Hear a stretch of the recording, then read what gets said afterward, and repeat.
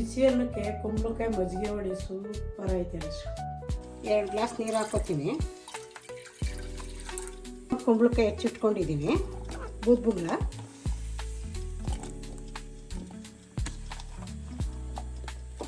ಒಂದು ಸ್ವಲ್ಪ ಅರಿಶಿನ ಹಾಕೋತೀನಿ.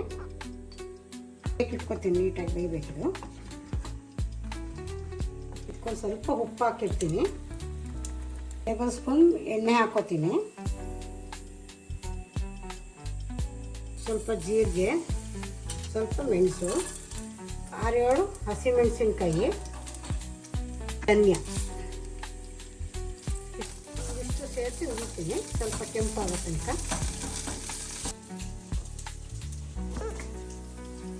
ಸ್ವಲ್ಪ ಮೆಂತ್ಯ, ಒಂದಿಡಿ ಹಸಿದು ಕಾಯಿ, ಒಂದು 4 ಶುಂಠಿ ಹಾಕೋತೀನಿ, 4 ಪೀಸ್ ಹುರ್ಕೋತೀನಿ ಅಷ್ಟೇ. ಇದಾಗಿದೆ. ಈಗ ರುಬ್ಕೊಳಕ್ಕೆ ಹಾಕೋಣ. ಒಂದು 20 ನಿಮಿಷ ನೆನೆಸಿಟ್ಟಿದ್ದೆ ಕಡಲೆಬೇಳೆನ, ಒಂದು ಇಡೀ ಅಷ್ಟು. ಇಡೀ ತೊಗರಿಬೇಳೆ ನೆನೆಸ್ಕೊಂಡಿದ್ದೆ, ಅದನ್ನು ಹಾಕ್ತೀನಿ. ಇದಕ್ಕೊಂದು ಸ್ವಲ್ಪ ಕೊತ್ತಂಬರಿ ಸೊಪ್ಪು ಹಾಕೋತೀನಿ.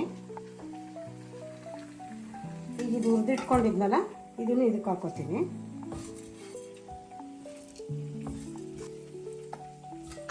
ಸ್ವಲ್ಪ ನೀರು ಹಾಕ್ಕೊಂಡು ನುಣ್ಣಗೆ ರುಬ್ಕೋತೀನಿ.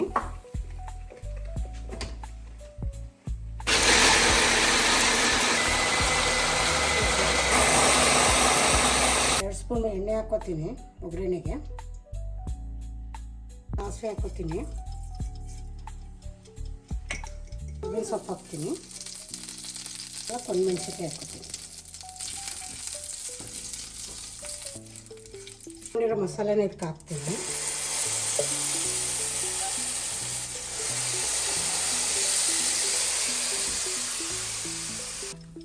ಸ್ವಲ್ಪ ನೀರು ಹಾಕೊಳ್ಳೋಕ್ಕೆ.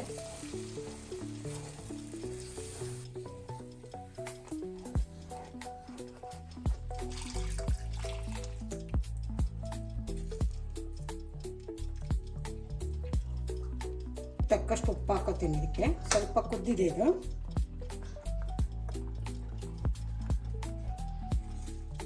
ಕುಂಬಳಕಾಯಿ ಹಾಕ್ತೀನಿ. ಇದಕ್ಕೆ ಮಸಾಲೆ ಬೆಂದಿದೆ.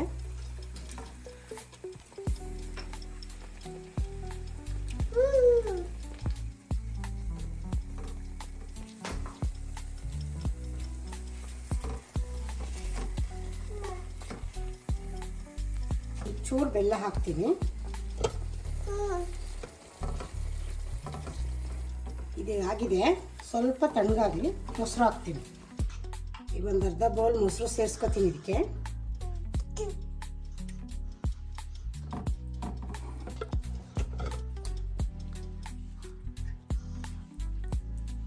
ಈಗ ಇದಾಗಿದೆ.